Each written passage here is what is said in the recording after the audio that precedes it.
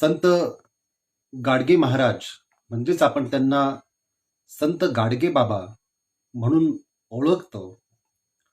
असे महान राष्ट्रसंत ज्यांच्याविषयी आपण जर निवेदन करायचं जर म्हटलं तर संत तुकाराम महाराजांचा एक अभंग आहे, जे रंजले गांजले ज्यासी म्हणे आपुले, तोची साधू ओळखावा देव तेथेची जाणावा. हा जो तुकाराम महाराजांचा अभंग आहे, या अभंगाला यथार्थ स्वरूप देणारे असे राष्ट्रसंत म्हणजेच गाडगे बाबा यांचं नाव प्रकर्षाने आपल्या समोर येतं. आज गाडगे महाराजांची, गाडगे बाबांची एक प्रकारे स्मृती दिन आज आपण त्यांचा आपल्या या चॅनलच्या माध्यमातून सगळीकडे या स्मृतिदिनाच्या निमित्ताने त्यांच्या कार्यावरती प्रकाश टाकण्याचा प्रयत्न करत आहे.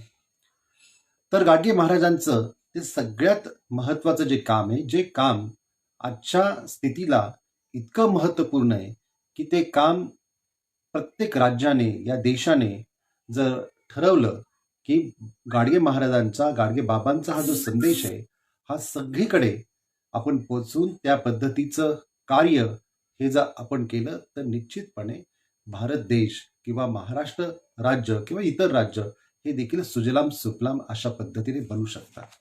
म्हणून गाडगे बाबांचा एक दशसूत्री संदेश आहे. तो संदेश भुकेलेल्यांना अन्न, तहानलेल्यांना पाणी, उघड्या नागड्यांना वस्त्र, गरीब मुलामुलींना शिक्षणासाठी मदत, बेघरांना आसरा, अंध, पंगू, रोगी यांना औषधोपचार, बेकारांना रोजगार, पशुपक्षी मुक्या प्राण्यांना अभय, गरीब तरुण तरुणींचे लग्न, दुःखी व निराशांना हिंमत, गोरगरिबांना शिक्षण, हाच रोकडा धर्म आहे, हीच खरी भक्ती व हीच देवपूजा आहे.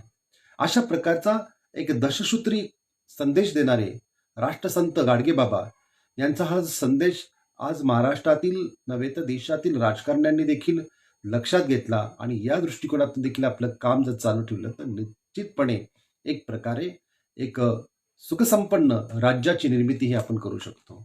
कारण की संत गाडगे बाबा हे फक्त बोलायचे संत नव्हते, ते फक्त अभंग आणि कीर्तन इतक्याच कार्यामध्ये मग्न नव्हते, तर ते स्वतः लोकांमध्ये जाऊन लोकांमधल्या अंधश्रद्धा, लोकांमधले अनेक प्रकारच्या ज्या अनिष्ट अशा चालीरीती, रूढी, परंपरा या सर्व गोष्टींना दूर करण्याचा प्रयत्न करत असत. दिवसभर ते गावाची स्वच्छता करत. स्वच्छतेचं महत्व त्यांना यासाठी इतकं पटलं होतं की गावामध्ये एखादा महारोग उत्पन्न होऊ नये, गावातील लोक ही कोणत्याही प्रकारच्या व्याधींनी मरू नये. आणि ही व्याधी होण्याचं एकमेव कारण आहे की लोक जे ते अस्वच्छ राहतात, गावाच्या गाव अस्वच्छ राहतात. म्हणून या अस्वच्छतेतून माणसाचं आरोग्य हे धोक्यात येऊ शकतं. या दृष्टिकोनातून गाडगे महाराजांनी स्वतः हातामध्ये झाडू घेतला, अंगावरती वेगवेगळ्या वस्त्रांनी, म्हणजे जी जी त्यांना वस्त्र मिळाली त्यातून त्यांनी एक स्वतःचा एक सदरा जो आहे तो बनवला, जो चिंध्यांनी जोडलेला होता. आणि डोक्यावरती खापर, त्या खापरावरतीच ते पाणी आणि त्यावरतीच ते आपलं अन्न घेत असत.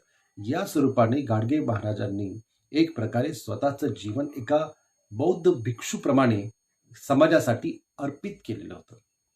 गाडगे महाराजांनी या प्रकारे संपूर्ण गावाची स्वच्छता, संपूर्ण राज्यभर ते अनेक छोट्या मोठ्या खेडेगावामध्ये गेले, त्या ठिकाणी त्यांनी स्वच्छता राबवली आणि या स्वच्छतेच्या माध्यमातून गावामध्ये स्वच्छतेचं महत्व पटवून दिलं. आणि यानंतर त्यांनी लोकांच्या डोक्यामध्ये असणारी जी इतर चालीरीती, रूढी, परंपरा, अंधश्रद्धा, देववाद अशा प्रकारच्या ज्या अनिष्ट चालीरीती होत्या, या चालीरीती या देखील त्यांनी स्वच्छ करण्यासाठी आपलं माध्यमिक कीर्तन बनवलं. खूप सुंदररित्या ते संदेश देत असत, खूप सुंदररित्या लोकांना पटेल अशा भाषेमध्ये ते लोकांना समजवत असत. जसं आपण या ठिकाणी जर पाहिलं तर ते एक प्रश्न लोकांना विचारत असत आणि लोकांकडून त्याची उत्तरं घेत असत.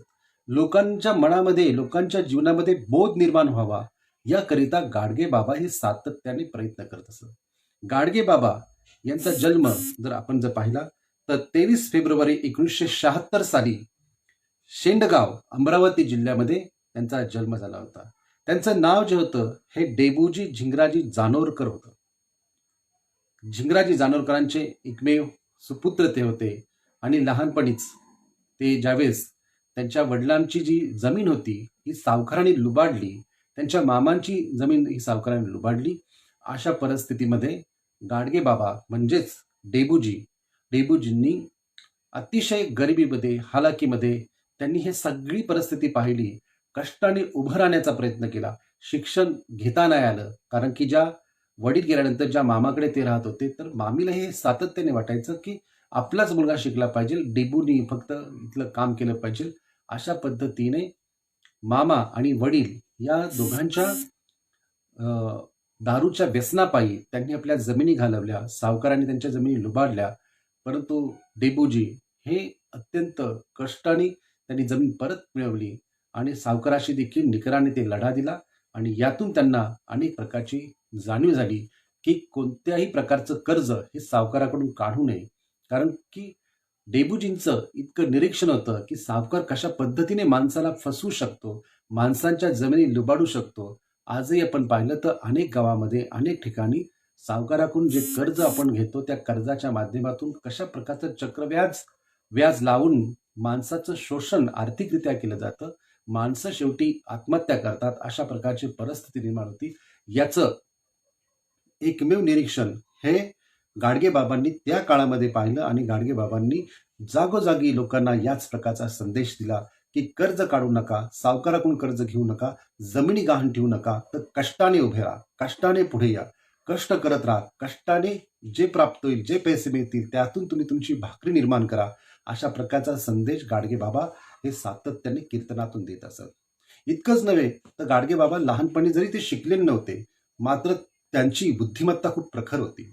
या प्रखर बुद्धिमत्तेच्या आधारे गाडगेबाबांनी लहानपणी जो नैवेद्य मरीमाता देवीला देण्यासाठी त्यांच्या आईने करून दिला होता, तो नैवेद्य त्यांनी देवी तर खाणार नाही, तर गोरगरिबांना आपण वाटू, त्यांच्यातच खऱ्या अर्थाने देवी आहे असं त्यांना वाटलं. आणि म्हणून त्यांनी गोरगरिबांना तो सगळा नैवेद्य वाटला आणि यामुळे त्यांची आणि घरच्यांची किंवा लोकांची खूप त्या ठिकाणी त्यांना संघर्षाला तोंड द्यावं लागलं. त्याचप्रमाणे गाडगेबाबांनी आपल्या म्हणजे त्यांचा विवाह झाल्यानंतर त्यांना एकंदरीत 4 मुली झाल्या, 1 मुलगा झाला. ज्याच मुलीच्या पहिली मुलगी झाली त्यावेळेस ज्यावेळेस ते बारसं घालण्याचा कार्यक्रम चालला होता, त्या कार्यक्रमामध्ये म्हणजे त्यावेळेस मिष्टान्न देत असताना त्या अन्नामध्ये एक प्रकारचं नॉनव्हेज जे आहे, म्हणजे मांसाहार जो आहे, तो मांसाहार देण्याची पद्धती होती. जर मांसाहार मिळाला नाही तर तिथले लोक ही त्यांना खूप कटू वचनं आणि त्यांना एक प्रकारे वालीत टाकण्याची प्रथा ही त्या काळामध्ये होती आणि म्हणून बारशाला मटणाचंच किंवा मांसाहाराचंच जेवण दिलं पाहिजे असा नियम त्या काळामध्ये केलेला होता. परंतु त्याला तह देऊन मुक्या जनावरांना न मारता, मुक्या जनावरांची कत्तल न करता गोडधोडाचं जेवण हे डेबूजींनी बनवलं आणि तेच येणाऱ्या आपल्या पाहुण्यांना दिलं, गावातल्या लोकांना दिलं. यामुळे त्यांना मोठ्या संघर्षाला तोंड द्यावं लागलं.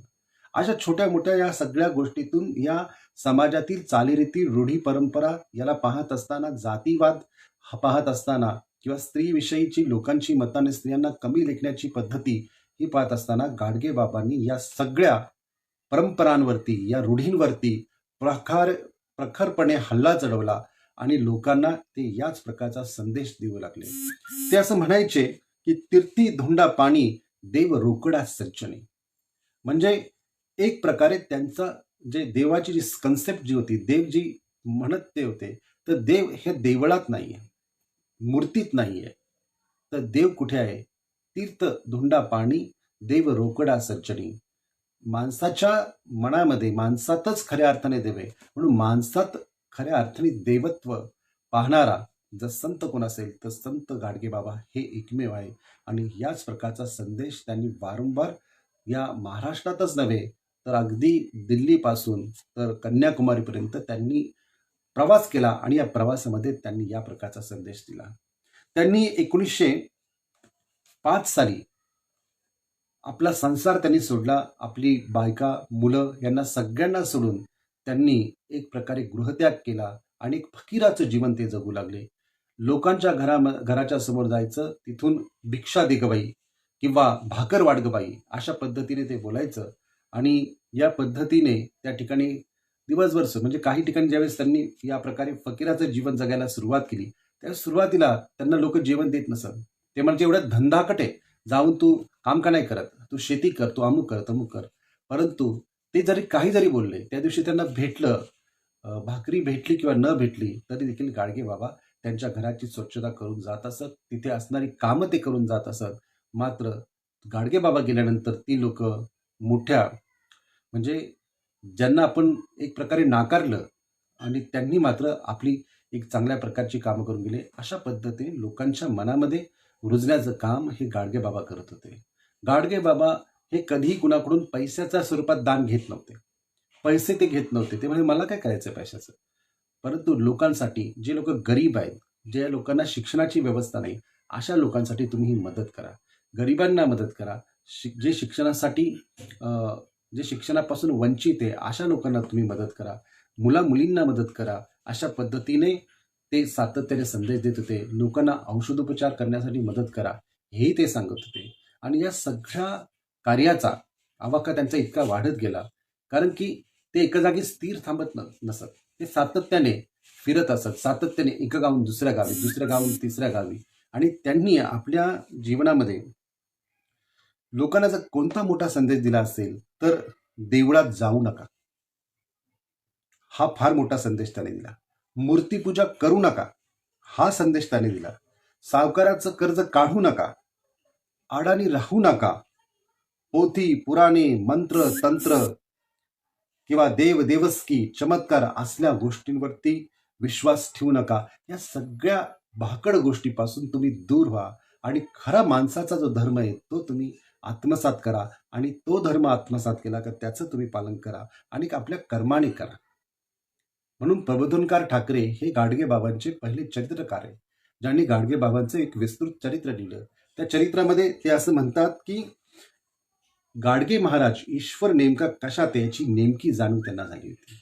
एक फार मोठे संत होऊन गेले, ज्यांचं नाव मेहर बाबा असं होतं, जे सुफी पंथातले होते. आणि त्यांनी देखील गाडगे बाबांच्या संदर्भामध्ये ज्या गोष्टी बोलल्या, ते गाडगे बाबा हे सर्वसामान्य व्यक्ती नव्हते. गाडगे बाबा एक अशा एका उच्च अशा मन अवस्थेला प्राप्त झालेले व्यक्ती होते की ज्यांनी खऱ्या अर्थाने मनुष्यत्व प्राप्त केलं होतं, जे खऱ्या अर्थाने माणूस झाले होते, जे मानवतावाद आणि मानवतेची सेवा करण्यामध्ये त्यांचं जीवन पणाला लावले होते. आणि म्हणून त्यांचं महत्त्व फार मोठं आहे. गाडगे बाबांना सगळ्यात मोठा म्हणजे बोधिसत्व डॉक्टर बाबासाहेब आंबेडकरांची आणि गाडगे बाबांची ज्यावेळेस भेट झाली, किंवा गाडगे बाबांचं कार्य ज्यावेळेस बाबासाहेबांना समजलं, तर बाबासाहेब स्वतः जाऊन त्यांना भेटले. बाबासाहेबांनी गाडगे बाबांच्या ह्या कार्याचा खूप मोठा गौरव केला. ते बाबासाहेब गाडगे बाबांना आपल्या गुरुस्थानीच मानत असत, कारण की गाडगे बाबा बाबासाहेबांमध्ये देवत्व पाहत असत.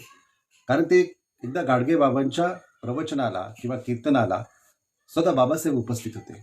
आणि ते लोकांना त्यांनी प्रश्न विचारला की तुम्ही देव पाहिलाय का? तर लोक म्हटले आम्ही देव पाहिला नाही. तर गाडगे बाबा म्हटले मी मात्र देव पाहिलेला आहे. ते म्हटले कुठे पाहिला? ते म्हटले ते बघा, खुर्चीवरती सुटाबुटामध्ये जे बसलेले बाबासाहेब आहेत, ते बाबासाहेब खऱ्या अर्थाने देव आहे.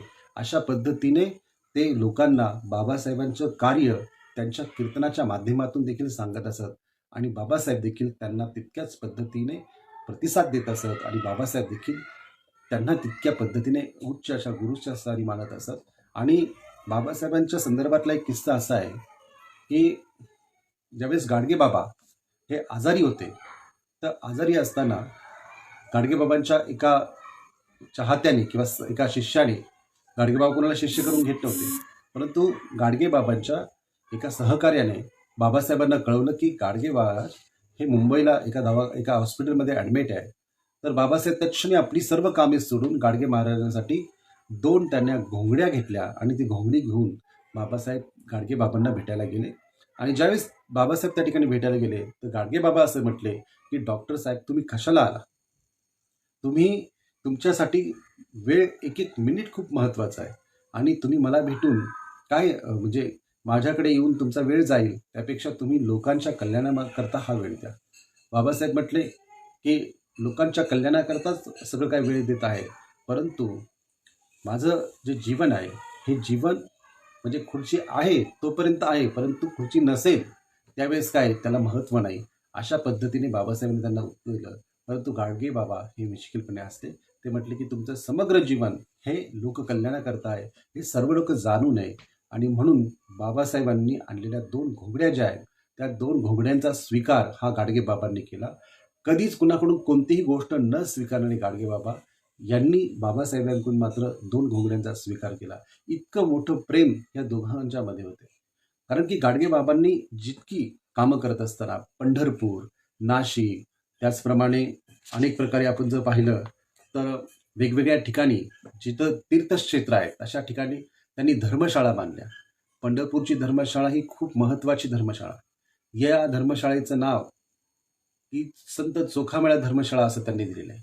संत चोखामेळा धर्मशाळा हे नाव देण्याचं कारण गाडगे बाबांचं एकच आहे की गाडगे बाबा की अस्पृश्यता यातून नष्ट होण्यासाठी त्या संतांना कधीही त्या विठ्ठलाच्या मंदिरामध्ये पोचता आलं नाही, अशा संतांच्या नावाने धर्मशाळा ही सर्वप्रथम जर कोणी सुरू केली असेल तर संत गाडगे बाबांनी सुरू केलेली.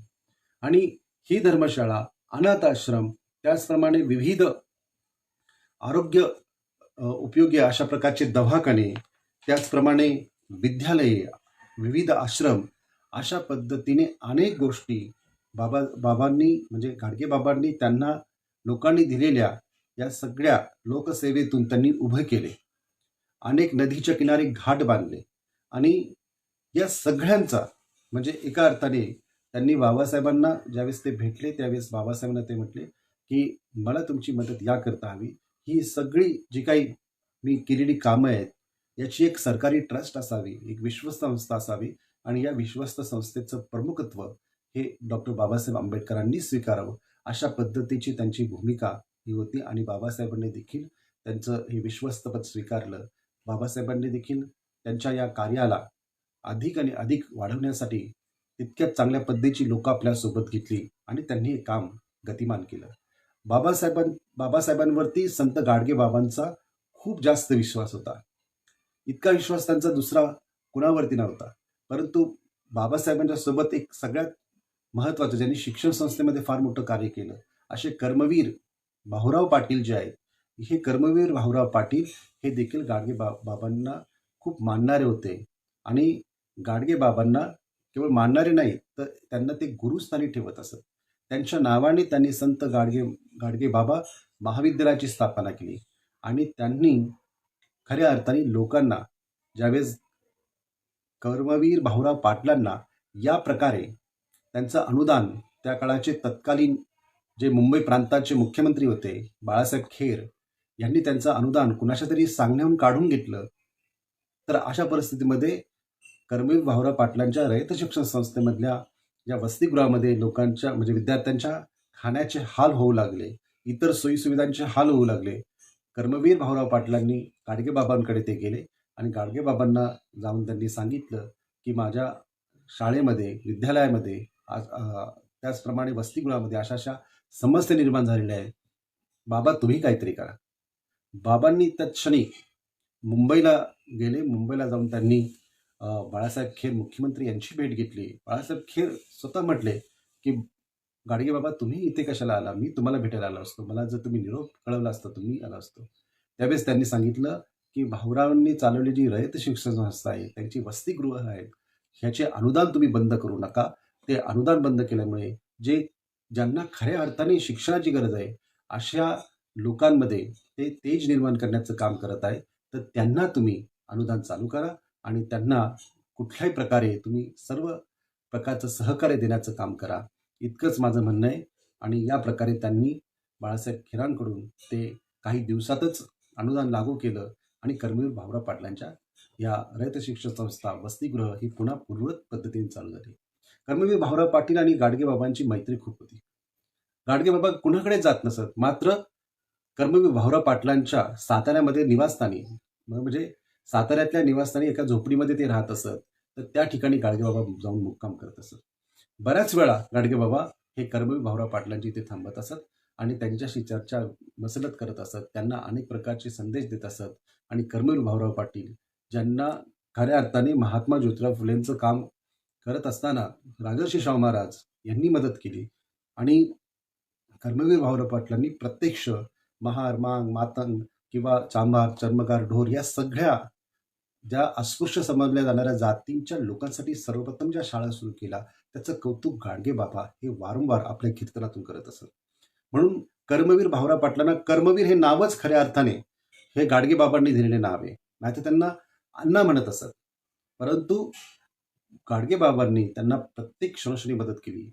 कर्मवीर भाऊराव पाटीलच नव्हे तर विदर्भातले पंजाबराव देशमुख यांना देखील शिवाजी शिक्षण संस्थेसाठी गाडगे बाबांनी अनेक वेळा सहकार्य केलं, त्यांच्या कार्याला सहकार्य केलं.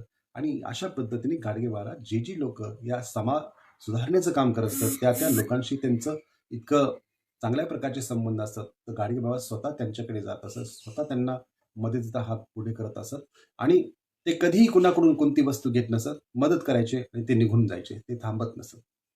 अशा पद्धतीने एक लोकसेवा करण्यासाठी खरं वास्तविक म्हणजे कुठलं पद नाही, कुठली प्रतिष्ठा नाही, कुठल्या पद्धतीने लोभ नाही, माझं नाव लौकिक झालं पाहिजे, माझी जाहिरात झाली पाहिजे, ज्या पद्धतीने आजचे राजकीय लोक, ज्या पद्धतीने आजचे सामाजिक काम करणारे अनेक जाती जमातीतले लोक हे स्वतःचं नाव करण्यासाठी ज्या पद्धतीने धडपड करत असतात, छोटी जरी गोष्टीची मदत केली तरी देखील त्याची जाहिरात मोठ्या प्रमाणामध्ये होत असते. आपण अनेक ठिकाणी पाहतो की अनेक लोक अशा प्रकारच्या जाहिरातीमध्ये फसले जातात, काम छोटी करतात परंतु जाहिरात मोठी करत असतात. अशा पद्धतीने गाडगे बाबांची भूमिका कधीही नव्हती. गाडगे बाबा हे काम करायचे, लोकांची सेवा करायचे आणि ते निघून जायचे. आणि सेवा करून झाल्यानंतर त्यांना कीर्तनाच्या माध्यमातून त्यांच्यातील ज्या अनिष्ट चालीरीती, रूढी, परंपरा, अंधश्रद्धा किंवा समाजासाठी ज्या घातक गोष्टी आहेत त्या घातक गोष्टी दूर करण्यासाठी ते सांगत असत. कीर्तनाच्या माध्यमातून ते लोकांना या पद्धतीचा संदेश देत असत आणि कधीही कुणाकडून कोणत्याही प्रकारे एक रुपयाची देखील इच्छा ते करत असत. त्यांच्या लहानपणी एक घडलेला प्रसंग या पद्धतीचा की ज्यावेळी ते नदीमध्ये आंघोळीसाठी उतरले की त्यांच्या धोतराला एक रुपया म्हणजे बंदा रुपया ज्याला म्हटलं जातं, तो बंदा रुपया त्यांनी बांधलेला होता आणि तो अचानक सटकून पाण्यामध्ये पडला. तर त्या पाण्यामध्ये त्यांनी इतक्या डुबक्या मारल्या आणि त्याला शोधण्याचा प्रयत्न केला, पण प्रत्येक वेळी हातात वाळूच यायची. त्यांना तो बंदा रुपया मिळालाच नाही. त्या काळामध्ये बंदा रुपयाची मूल्य खूप मोठं होतं की 1 महिन्याचा तुम्ही सहज बाजार भरू शकाल, 1 महिना त्याच्यात काढू शकाल, इतकं त्याला मूल्य होतं, इतकी त्याची किंमत होती. परंतु त्यांना तो बंदा रुपया परत मिळालाच नाही आणि तेव्हाच त्यांनी ठरवलं की जो आपल्यातून निसटून जाणार आहे, जो परत आपल्याकडं राहण्यासाठी येणार नाही, अशा पद्धतीचा पैसा जो आहे, ज्या पैशामुळे की अनेक लोक सावकारीच्या माध्यमातून लोकांचं शोषण करतात, ज्या पैशामुळे जमिनी लुबडल्या जातात, ज्या कर्ज काढून लोक गरीब आणि भिकारी अवस्थेमध्ये पोहोचले जातात, अशा प्रकारच्या गोष्टीमध्ये आपण लोभ निर्माण करायचा नाही, आपण विरक्त राहायचं. म्हणजे गाडगे बाबा हे खऱ्या अर्थाने विरक्त अशा प्रकारचे व्यक्ती होते. गाडगे बाबांनी सामाजिक आणि राजकीय ठिकाणी देखील खूप चांगल्या पद्धतीने काम केलेलं आहे. ज्यावेळेस कोल्हापूर या ठिकाणी एक फार मोठी एक सभा भरली होती, ज्या सभेमध्ये भाषण टिळक करत होते आणि टिळक भाषण करत असताना सगळे लोक टिळकांकडे पाहत होते आणि अचानक गाडगे बाबा त्या ठिकाणी आले. गाडगे बाबा ज्यावेळी त्या ठिकाणी आले तर सगळ्यांनी आपली जी डोकी होती ही मागे वळवली आणि मागे वळवल्यानंतर हे पाहिलं टिळकांनी. टिळक म्हटले की तुम्ही ज्यांच्याकडे पाहतायत त्यांचं आतुरतेने मी स्वागत या ठिकाणी करतो आणि गाडगे बाबांनी पुढे यावं आणि आम्हाला सर्वांना या ठिकाणी चांगला संदेश द्यावा. तेव्हाच गाडगे बाबा पुढे गेले आणि पुढे गेल्यानंतर गाडगे बाबांनी एक किस्सा सांगितला. तो या प्रकारचा किस्सा होता की ज्यावेळेस पंढरपूर या ठिकाणी एक समारंभ भरला होता आणि त्या समारंभामध्ये मी त्या ठिकाणी उपस्थित होतो. तर काही ब्राह्मण व्यक्ती जे होते ते ब्राह्मण व्यक्ती मला असं म्हणत होते की अस्पृश्यता, महारमांग किंवा चर्मकार या सगळ्या लोकांना जे काही त्यांना माहिती आहे, जे काही ते कीर्तन करतात, जे काही ते गोष्टी बोलतात, त्या सगळ्या गोष्टी ज्या आहेत त्या सगळ्या गोष्टी म्हणजे ते त्यांच्या भाषेमध्ये त्यांना कधी न प्राप्त होणारे दैवत्व आहे. त्यांचं दैवत्व त्यांच्या भाषेशी संबंधित आहे. परंतु ब्राह्मणांचं दैवत्व हे खऱ्या अर्थाने शुद्ध संस्कृतमध्ये असल्यामुळे ते त्यांना प्राप्त होतं. देवाला योग्य भाषेतून केलेली भक्तीच त्यातूनच ते त्यांना प्राप्त होतं. त्यावेळेस गाडगे बाबांनी त्यांना सांगितलं की अशा पद्धतीची गोष्ट घडली आणि माझा आग्रह असा होता की महार मांग किंवा ढोर चर्मकार किंवा ज्या अस्पृश्य लोक आहेत ज्यांना आपण कमी लेखतो, या कमी लोकांसाठी तुम्ही काहीतरी करा, ही जाती व्यवस्था नष्ट करण्यासाठी काहीतरी करा. परंतु कुणीच काय करायला तयार नाही. उलट आम्हालाच दोष देणे, दुष्ण देणे या प्रकारे ते सातत्याने आमच्याशी व्यवहार करतात. परंतु गाडगे बाबांनी त्यांना सांगितलं, म्हणजे टिळकांना असं बोलले, की आम्ही काय आता लोकसभेमध्ये किंवा त्या काळातल्या म्हणजे राजकारणामध्ये जाऊन आम्ही काय करणार आहे? आम्हाला काही करता येत नाही. आता तुम्हीच एक काम करा, आम्हाला ब्राह्मण बनवा. त्यावेळेस टिळक त्याच्यावरती काहीच बोलले नाही. ते शांत राहिले, मौन राहिले आणि गाडगे बाबांनी या पद्धतीने आपला संदेश सांगितला. तत्पूर्वी गाडगे बाबा असं लोकमान्य टिळक असं म्हटले होते, की महारामांगांना किंवा शूद्रांना जाऊन त्या ठिकाणी काय नांगर चालवायचा का? त्या ठिकाणी कोणती सेवा करायची? तर गाडगे बाबा म्हटले होते, आम्ही तर काय करू शकणार नाही. परंतु तुम्ही मात्र आम्हाला या पद्धतीने ब्राह्मण बनवा, म्हणजे आम्ही भरपूर काही गोष्टी करू शकतो. अशा पद्धतीचा एक उपसात्मक संदेश त्यांनी टिळकांना त्यावेळेस दिला. टिळकांनाच नव्हे तर गांधींना देखील, गांधींचा आणि त्यांचा वर्धा या ठिकाणी ज्यावेळेस त्यांची भेट झाली, तर गांधी किंवा गांधीच्या सोबत असणारे अनेक लोक हे गाडगे बाबांच्या कार्याला प्रभावित झाले होते. कारण गाडगे बाबांचा लोकसंपर्क खूप मोठा होता आणि गाडगे बाबांना प्रभावित होऊन ज्यावेळेस गांधीजी आणि त्यांची ज्यावेळेस भेट झाली, त्या भेटीमध्ये गाडगे बाबांनी याच पद्धतीचा संदेश सांगितला, जोपर्यंत या देशातून अस्पृश्यता ही नष्ट केली जात नाही, या देशातील जाती व्यवस्था नष्ट केली जात नाही, तोपर्यंत या देशाचं कल्याण हे होणार नाही. हे खऱ्या अर्थाने आपण कर्माने केलं पाहिजे. हे फक्त बोलून करता कामा नाही, हे कर्माने केलं पाहिजे. त्यावेळेस गांधीचे त्यांच्या याच्यामध्ये, कारण गाडगे बाबांचं जे कार्य होतं हे खऱ्या अर्थाने लोकांमध्ये एक प्रकारचा नवीन कर्म सिद्धांत निर्माण करणारं कार्य होतं. गाडगे बाबांना कर्मयोगी देखील म्हटलं जातं, कारण की ते प्रत्येक गोष्ट फक्त सांगायची म्हणून सांगत नाही, ते प्रत्यक्ष स्वतः करतात, शिकवतात आणि स्वतः करून ते लोकांना संदेश देतात. या पद्धतीने त्यांचा कर्मयोग होता. तो फक्त बोलण्याचा कर्मयोग नव्हता, तो फक्त भाषणाचा नव्हता, कीर्तनाचा नव्हता, तर खऱ्या अर्थाने लोकांच्या जीवनामध्ये आमूल ग्राह्य बदल करण्यासाठी इथल्या राजकीय व्यवस्थेतल्या लोकांना योग्य दिशा देण्याचा तो संदेश होता. अशा प्रकारचं महत्तम कार्य संत गाडगेबाबा करत होते. तर गांधी आणि त्यांचा संवाद देखील या प्रकारचा झालेला आहे. त्यांच्या जीवनामध्ये त्यांनी जे काही मिळवलं, म्हणजे जसं पंढरपूरला अनेक लोक यायची, तर पंढरपूरला अनेक लोक यायची, तर त्या लोकांच्या सेवेसाठी गाडगेबाबा तत्पर असायचे. कधी ज्यावेळेस लोक तिथे यायचे, त्या त्या अगोदरही ते त्या पंढरपूरची स्वच्छता करत असतात आणि लोक तिथून गेली तर त्यावेळेसही ते पंढरपूरची स्वच्छता करत असतात.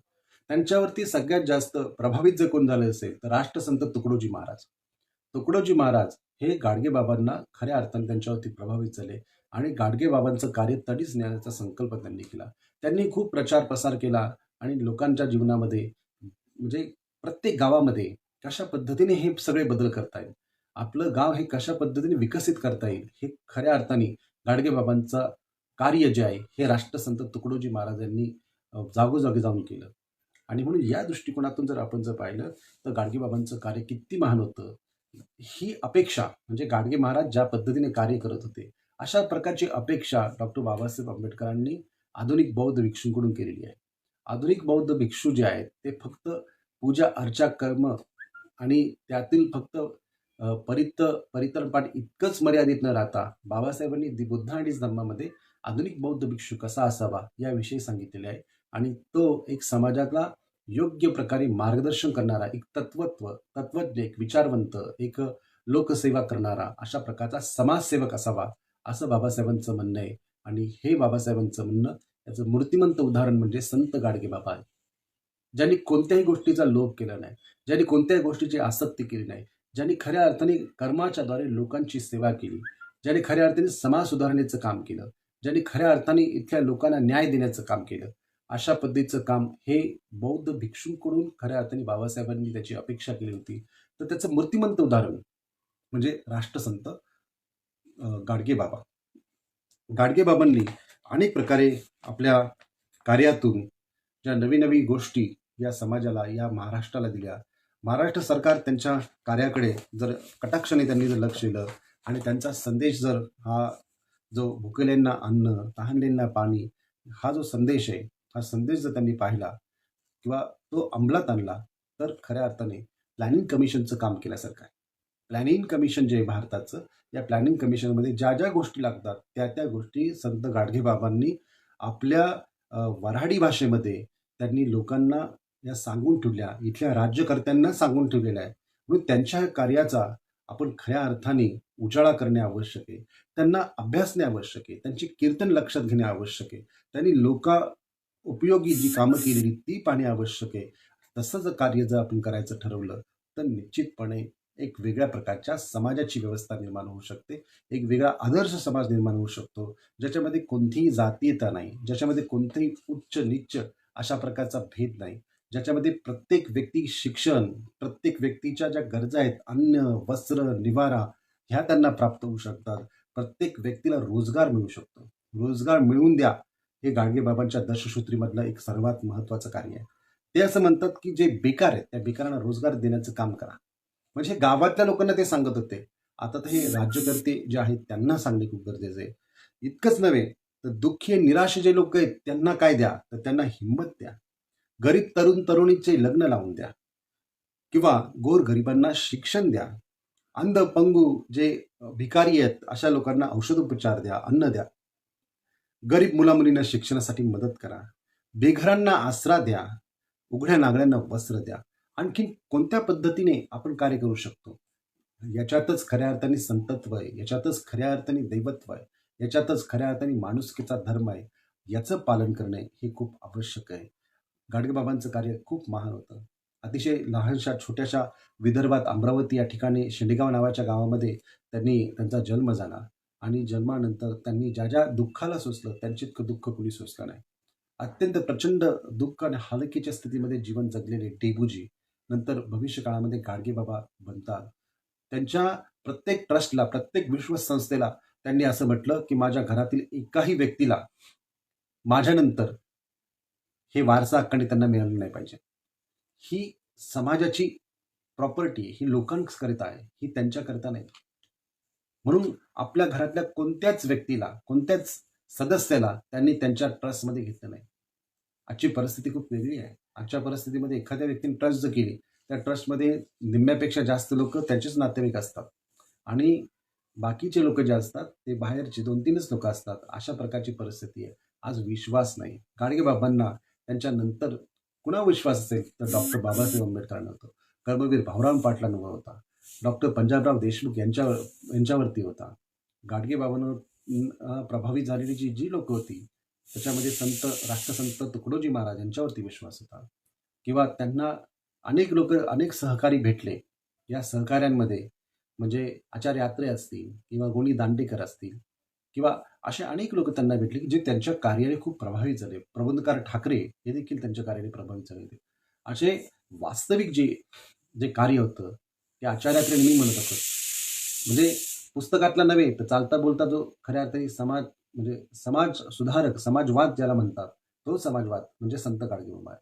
संत गाडगेबाबा म्हणजे असं एक वैचारिक विद्यापीठ आहे ज्याच्यामधून अनेक प्रकारच्या गोष्टी आपल्याला कळतात. बाबांनी म्हणजे गाडगेबाबांनी कधीही कुठल्या अध्यात्माचं स्तोम नाही माजवलं. देवपूजा केली पाहिजे, अध्यात्म त्यातून प्राप्त होतं, अशा प्रकारच्या गोष्टी त्यांनी कधीच सांगितल्या नाही.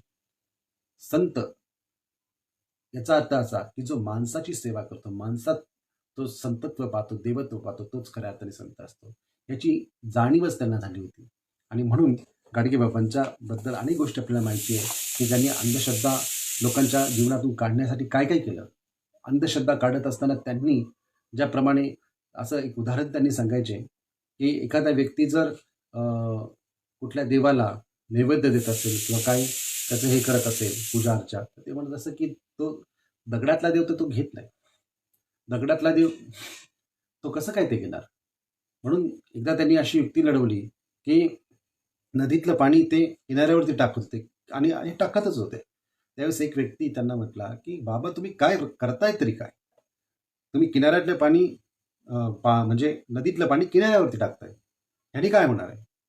तर गाडगेबाबांनी सांगितलं एक 10 किलोमीटरवरती माझी शेती आहे, या शेतीला मी पाणी देतोय. तर तो माणूस म्हटला की इथं तुम्ही किनाऱ्यावरती पाणी टाकून त्या शेतीला कसं काय पाणी मिळेल. गाडगेबाबा त्याला म्हटले की ज्या पद्धतीने व्यक्ती देवाला नैवेद्य देतो, अगरबत्ती लावतो, दिवा लावतो, यातून थोडी तो देव ते गोष्टी घेणार आहे. या पद्धतीने जसं तुला हे सगळं समजलं, की किनाऱ्यावरती पाणी टाकल्यावरती शेतीला पाणी मिळू शकत नाही. शेतीला पाणी देण्यासाठी शेताच्या जवळच जावं लागेल आणि तिथल्या विहिरीतून त्याला पाणी द्यावे लागेल. अशा पद्धतीने आपल्यातलं जे खऱ्या अर्थाने जे देवत्व आहे ते आपल्यामध्ये आहे. आपल्यासारख्या प्रत्येक स्त्री-पुरुषामध्ये तर त्यांची सेवा करणे म्हणजे खऱ्या अर्थाने देवत्व प्राप्त करणे, हा गाडगेबाबांचा संदेश आहे. हा संदेश प्रत्येक व्यक्तीने लक्षात घेतला पाहिजे आणि प्रत्येक व्यक्तीने गाडगेबाबांचं हे जे महत्तम कार्य आहे, या महत्तम कार्याला उजाळा दिला पाहिजे आणि त्यांनी ज्या खऱ्या अर्थाने म्हणजे बघा, बाबासाहेबांचं महापरिनिर्वाण किंवा महाप्रयाण जे झालं ते 6 डिसेंबरला झालं आणि गाडगेबाबांचं 20 डिसेंबरला झालं. म्हणजे गाडगेबाबांना ज्यावेळेस कळलं की बाबासाहेब नाही राहिले, बाबासाहेब 6 डिसेंबर 1956 साली गेले, त्याच्या अगदी थोड्याच 10-15 दिवसातच गाडगेबाबा देखील निवर्तले. गाडगेबाबांचं देखील 20 डिसेंबर 1956 रोजी त्यांचं देखील निधन झालं. या पद्धतीने गाडगेबाबा इतके मोठे संत, जे आपल्या मुलाच्या म्हणजे कीर्तन चालू असताना त्यांना ज्यावेळेस संदेश कळला की तुमचा मुलगा हा गेलेला आहे, एकुलता एक मुलगा गेलेला आहे, त्यावेळेस ते म्हटले की अशी कितीतरी लोक जातात, तेव्हा मी त्यातला माझा मुलगा गेला म्हणून मी काही दुःख करत नाही. तर त्यांनी त्यांचं कीर्तन चालू ठेवलं. परंतु बाबासाहेब ज्यावेळेस गेले तर ते खचले आणि खचल्यानंतर मात्र त्यांनी 20 डिसेंबर 1956 रोजी त्यांचं निधन झालं आणि त्याच्यानंतर त्यांचं कार्य जे आहे ते कार्य एक प्रकारे थांबलं गेलं आणि त्याच्यानंतर गाडगेबाबांचं खऱ्या अर्थाने या महाराष्ट्रामध्ये एक सर्व लोकांपर्यंत हे कार्य पोचवण्याचं काम राष्ट्रसंत तुकडोजी महाराजांनी केलं. त्यांच्या अनेक चाहत्यांनी केलं. गाडगे महाराजांचा शेवटचा संदेश होता की मी कुणाला शिष्य केला नाही आणि माझा गुरु नाही आणि मी कुणाचा गुरु नाही. परंतु त्यांच्या हृदयामध्ये लहानपणापासून संत तुकाराम महाराजांविषयी प्रचंड श्रद्धा होती. संत तुकाराम महाराज हे यांनाच ते गुरुस्थानी मानत असत आणि संत तुकाराम महाराजांचेच अभंग आपल्या कीर्तनात वारंवार ते वापरत असत. या पद्धतीने गाडगे महाराजांचं कार्य हे प्रचंड मोठं कार्य होतं आणि त्यांनी खऱ्या अर्थाने लोकांमध्ये जाऊन हे कार्य तडीस दिलं. या कार्याचं खऱ्या अर्थाने जर आपल्याला चीज करायचं असेल तर त्यांच्या या आजच्या 20 डिसेंबरच्या स्मृती दिनाच्या निमित्ताने त्यांच्या या कार्याला आपण फक्त उजाळच नाही तर त्यांचं खऱ्या अर्थाने आपण लोकांमध्ये जाऊन हृदयापासून आपण हे कार्य करणे हे गरजेचं आहे. तर खऱ्या अर्थाने त्यांना त्यांच्या पवित्र स्मृतीला आपण अभिवादन केलं असं म्हणता येईल. इतकं बोलतो आणि या ठिकाणी थांबतो. जय भीम, नमो बुद्धाय.